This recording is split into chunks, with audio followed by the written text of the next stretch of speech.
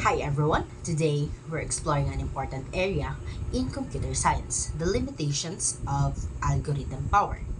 Under this, we'll dive into three key ideas: NP-Completeness, Approximation Algorithms, and Randomized Algorithms.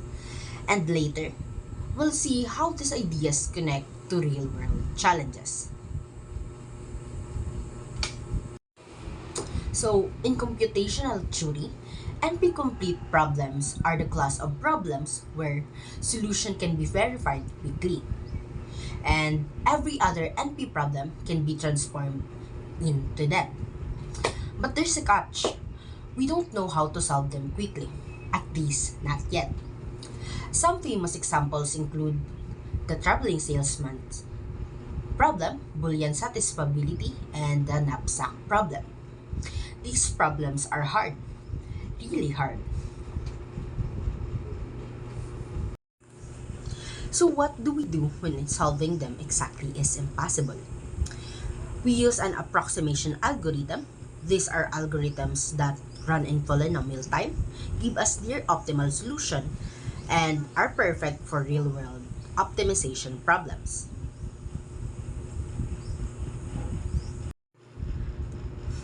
So here's our real-life challenge: distributing limited vaccine doses across regions during a pandemic. Each region has a population, an infection rate, and a healthcare capacity. The goal is to maximize the number of lives saved. This is essentially a weighted maximum coverage problem, and it's NP hard. Now, let's solve this using a greedy approximation algorithm in Python. Here's how it works. So, the first step is we define a function vaccine distribution that takes a regions and the total available vaccine in milligrams. Each region can only get vaccines up to 80% of their population and within their healthcare capacity. We calculate how many doses to assign, prioritizing the region with the highest infection rate. And then, we loop them through the regions, allocate doses, and update the totals until we run out. We also created user-friendly functions to get regions details, infection rate, and healthcare capacities. And once the algorithm runs, we display the results clearly: region name, population, infection rate, healthcare capacity, doses allocated, people covered, and percentage coverage. And we even check if there's any vaccine left over that couldn't be allocated.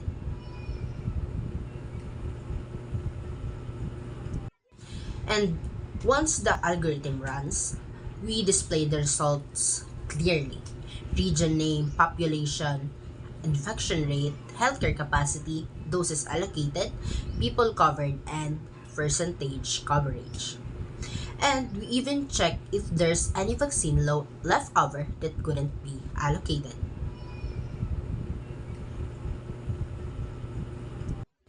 And once the algorithm runs, we display the results clearly: region name, population, infection rate, healthcare capacity, doses allocated, people covered, and percentage coverage.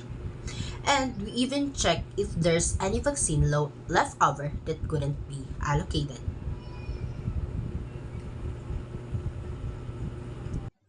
And once the algorithm runs, we display the results clearly: region name, population, infection rate, healthcare capacity, doses allocated, people covered, and What is randomized algorithm? A randomized algorithm is an algorithm that involves the use of random numbers or random selections at the same stage in its process to decide what to do. In contrast to a number algorithms, which will always perform in the same way each time you execute them with the same input. The randomized algorithm may perform differently each time due to the random factor. There are two general types of randomized algorithms. So first, Las Vegas algorithms. This means always return the correct answers, but their time can take anything depending on the random choices they make. Second, Monte Carlo algorithms. This execute within a predetermined amount of time but occasionally return an incorrect answer, although the probability of this is typically very low and managed. So, for conclusions, randomized algorithms tend to be easier, quicker, or more efficient than their deterministic equivalents, particularly in applications such as sorting, searching, and optimization. In our real-life problems or challenges, the problem is to keep response time fast even in such situations. We opt for using a randomized quicksort where the pivot is chosen randomly instead of deterministically, like always choosing the first or last item. For our proposed solutions, the problem will be addressed using a Python program that addressed the issue of sorting a list of camera products based on our user-provided attributes such as price, rating, or relevance. The issue will be addressed as a sorting issue with the randomized quicksort implementations. Each product will be represented as an element of the list which characteristics, price, rating, and relevance as the key values. The program will utilize the randomized quicksort algorithms, optimizing average case time complexity by selecting a random pivot to divide up the list.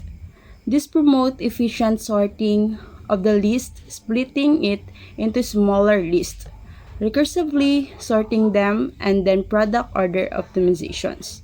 This will this will result in an appropriate sorted list of cameras by the requested attributes to facilitate comparison and selections of sold products by the users according to their preference. So this is the functions that we use to perform randomized quicksort, to perform randomized partitioning, and the standard partitions function. This is the functions to display sorted results. It printed sorted search results and printed the items, which are the price, rating, and the relevance. For the main program, we will input a number of items with a checking. So this program will ask us to enter the number of research results. So we need to enter a correct integer. We also created a friendly user functions. Details for item, for price, rating, and the relevance. This is the functions that we need to choose in what functions that needed to be sorted. And also, in the end, it displays the sorted results. And once the algorithm runs, we display the results clearly. Item name, price, rating, and the relevance.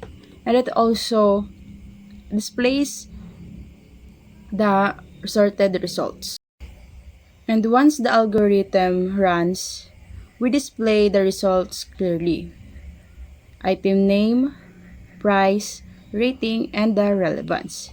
And it also displays the sorted results. And once the algorithm runs, we display the results clearly. Item name, price, rating, and the relevance.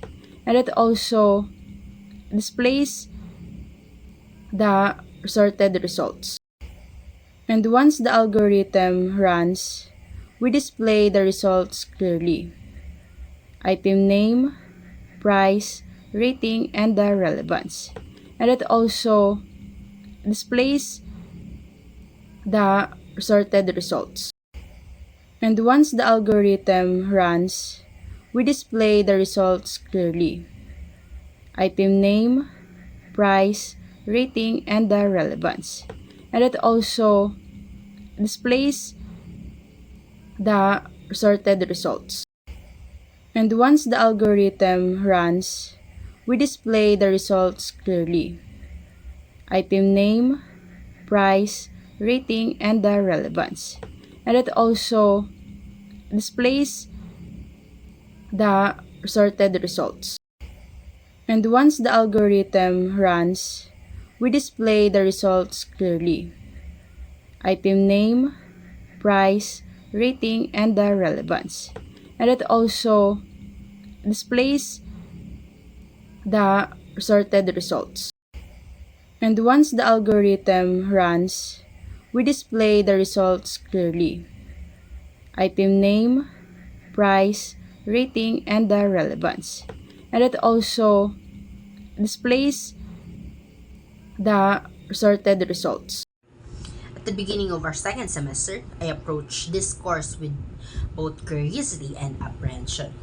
Like every new course in our program, it felt like opening a surprise package. You never really know what you're going to get. Each semester, I would find myself thinking, I didn't sign up for this level of challenge. And this one was no exception. But as we moved forward, I discovered that this was where we would learn the fundamental algorithms that would become important tools through our entire computer science journey. More importantly, I realized that algorithms and complexity wasn't just about theory. It taught real world problem solving techniques we can use every day. This course totally transformed the way I approach computational problems. I learned systematic techniques for breaking problems down from the decomposition, which became my guide principle when facing challenges.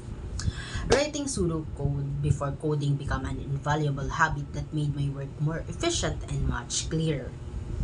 Big O notation showed me how to compare different solutions, like why some methods stay fast while others slow down dramatically when data gets huge. Recursion confused me at first. It felt like playing a game where the snake eats its own tail. But with practice, I started to see how it makes solving trees and sorting problems so much easier. And when to use regular loops instead. Also, brute force taught me that sometimes the simplest way is just trying every possibility. Like guessing a lock combination, it's not fancy, but it always works. Even it slows for big problems. Then came divide and conquer, my favorite. Breaking a problem into halves, solve each half, then combine them. It's pure magic. Merge short, show me how this strategy can make things super fast.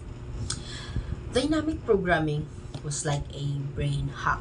Instead of solving the same sub-problem over and over, you just remember the answers. It's like saving mental shortcuts, speeding everything up. Greedy algorithm. This algorithm showed me that sometimes picking the best immediate option leads to a greater solution, like always grabbing the biggest snack or choosing the best move in the moment. It works amazingly sometimes, and learning when it fails was just as important.